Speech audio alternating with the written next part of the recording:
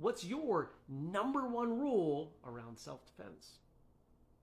So as always, check out that original video for full context, but the question's pretty simple. What is my number one rule with regard to self-defense? Now, unfortunately, my answer is not terribly exciting, but it is very important. And that is being aware of your surroundings, who's in them, and what's going on.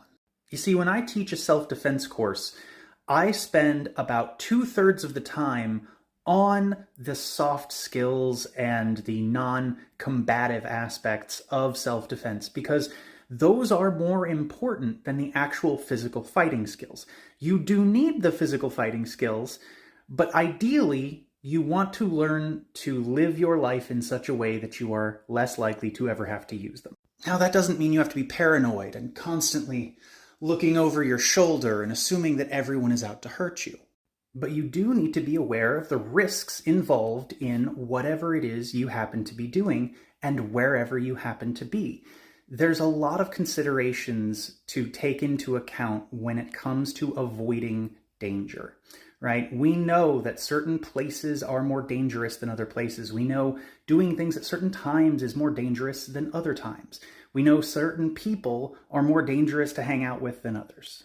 And the more risk factors there are in whatever it is you're doing and wherever you are, the more aware you need to be. You need to be aware of where the exits are. You need to be aware of who is in the space, who is coming and going. Does anybody seem like they're aggressive? Does anyone seem like they are on the prowl? Does anyone have a weapon? These are a lot of things that you've got to learn about. And then you have to get into the de-escalation skills and the escape and evasion skills before you ever get to fighting somebody. So like I said, it's not a very fun or interesting answer. It's not the sexy answer. But in my opinion, that is the most important part of self-defense. Because if you succeed in your situational awareness, the chances of you ever having to physically fight off an attacker go way, way down. And if you fail at them, it goes way, way up.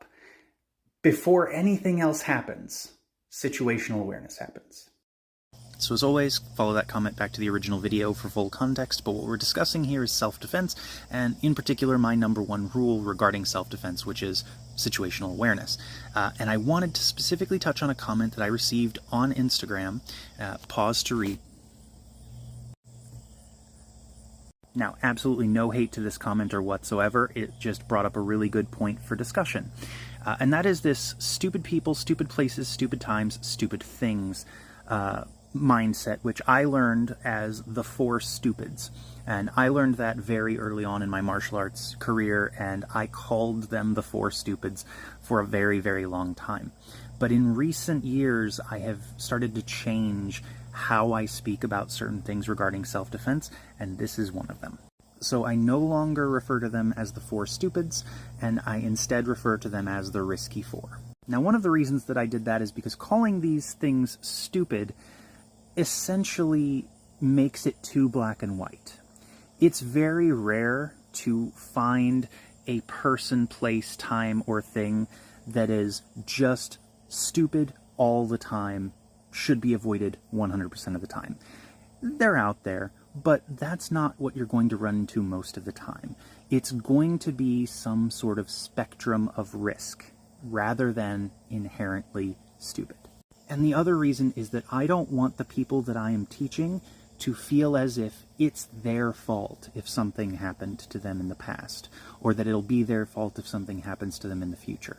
And calling spending time with stupid people in stupid places at stupid times, doing stupid things, putting it that way is essentially telling the victim that they did something stupid and that's why something bad happened to them. And that's not a mentality that I want to instill in my students. And I certainly don't want to make victims of past violent offenses feel that way. So by no longer calling these things the four stupids and instead calling them the risky four, what we get is more nuance in the discussion about risk assessment in self-defense, and we get a situation where we can make victims feel more comfortable with what happened and make people feel more comfortable with what might happen in the future and the fact that it isn't their fault that someone else decided to attack them. Now, I realize that there is going to be a contingent of people who are super upset about what I've said in this video because it's just political correctness gone wrong, or that people need to toughen up. And I understand why they feel that way, but they need to understand that when it comes to training people for self-defense, we are dealing with people who have potentially been victimized in the past, who've potentially been assaulted, and we are trying to prepare people for the possibility of being attacked in the future. There is a lot that goes into the psychology of self-defense and what happens to someone after they've had to defend themselves, after they've been assaulted. And it does not do them any good to place blame on them or say that they've done something stupid when they've been assaulted. And if we tell people that it's essentially their fault for doing something stupid or going somewhere stupid and they got attacked, that is going to make them have a harder time dealing with the aftermath of that situation, and it's also going to make them less likely to report what happened, and that's a significant issue. We already know that a lot of people do not report when these things happen to them, and by placing the blame on them, by saying that these things are stupid, they're less likely to report it, and criminals are less likely to get what they deserve. So it isn't a matter of political correctness, it is a matter of treating your students with compassion and trying to instill a sense of confidence and safety without placing blame on themselves.